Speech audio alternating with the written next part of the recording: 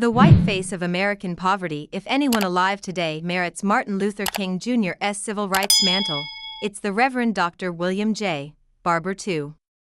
Cornel West, the theologian and independent presidential candidate, calls Barber the closest person we have to Dr. King. Barber's national stature has been steadily rising.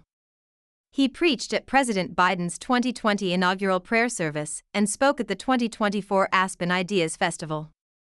And now Barber has taken a dramatic, and some might say surprising, turn toward connecting with whites in poverty. In June, the minister addressed thousands on the U.S. Capitol steps for the Poor People's Campaign, dressed in his trademark purple and black robe. Like the prophet Moses, honored by Jews, Muslims, and Christians, led the people out of bondage of Egypt, it's time to rise, he thundered. Like the dry bones in the valley of Ezekiel's vision, we've got to rise. Like the ancient vision of the prophet, when the stones that the builders rejected became the chief cornerstone of a new reality, we have got to rise. A former president of the North Carolina State NAACP, and former senior pastor of Greenleaf Christian Church in Goldsboro, North Carolina, Barber is founding director of Yale's recently established Center for Public Theology and Public Policy. Barber's broader moral authority and prophetic vision first gained national attention in 2013, inspiring thousands in North Carolina, especially during his Moral Mondays marches. On the front steps, and sometimes in the hallways, of the state's General Assembly in Raleigh, demonstrators denounced Republicans' regressive legislation. Along with poverty and racism, the grassroots progressives' agenda spanned a broad spectrum that Barber calls moral fusion. These include voting rights, workers' rights, climate issues, immigrant rights, gay and transgender rights, criminal justice, homelessness, and common-sense gun control. Some demonstrators, including Barber, were arrested while protesting peacefully. From pulpit or podium, his stentorian voice denounces injustice and economic disparity with righteous indignation. His penetrating stare seems to be looking into America's soul. He's the best I've ever seen in connecting with an audience, recalled Arnie Katz, a lifelong activist and a Moral Monday March regular. In his new book, White Poverty: How Exposing Myths About Race and Class Can Reconstruct American Democracy, Barber attacks a constellation of myths, chiefly that American poverty has a black face. Blending compassion and pragmatism, he argues that by one measure, the U.S. has 40 million more poor white people than poor black people.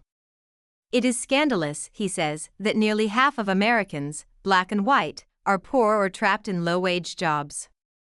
Barber says this myth obscures the poverty of tens of millions of white people.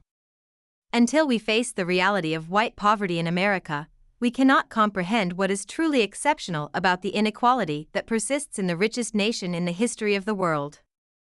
For 150 years, he recounts, race has divided whites and blacks from uniting over common economic interests. Clearly, he writes, racism persists, making rates of poverty higher in communities of color. But the same lie that blames black people for their poverty also prevents us from seeing the pain of poor families who have been offered little more than whiteness. We are, he writes, pitted against one another by politicians and billionaires who depend on the poorest among us not being seen, by cable news and social media memes and politicians who depend on tired narratives to rally their base against imagined enemies of their values. White supremacy, he says, is a myth as poisonous to white people as it is to people of color. It dehumanizes the people it claims to elevate, it uses the very people it claims to champion. Throughout the book, Barber recounts his nationwide travels, visiting mostly extremely distressed white people in diverse locations like eastern North Carolina, the Appalachians, the streets of Binghamton in New York, San Francisco's Tenderloin District and Washington State. His anecdotes offer hope to sufferers like the working poor, some with 2 or 3 jobs, or the disabled who have slipped through government's threadbare social safety net. Recently, promoting white poverty at St. John's Missionary Baptist Church, near Duke University's East Campus, Barber exuded a quieter form of charisma. Over 200 people gathered in the African American congregation's modest sanctuary. Flanking him was Jonathan Wilson Hartgrove, his co-author and longtime colleague, who is white. "We've worked on this book all our lives," Barber said, recalling what Reverend William Turner taught him in Duke Divinity School. A personal relationship with God should result in a quarrel with the world's injustice. Hope is born out of struggle. His book's thrust, Barber reiterated, is that poverty is not a black issue, it's an American issue. Still, Barber's presentation was hopeful.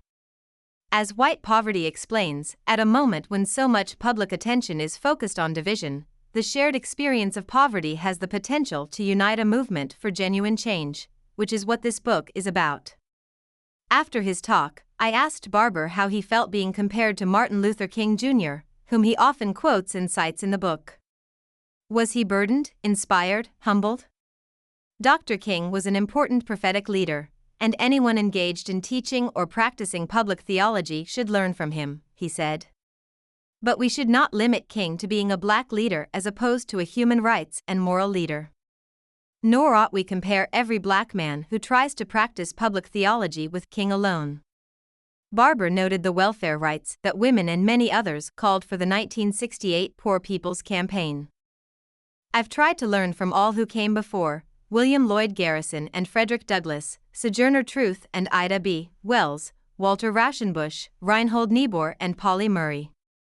Mark I. Pinsky is a journalist and the author of 7 nonfiction books, including A Jew Among the Evangelicals, A Guide for the Perplexed.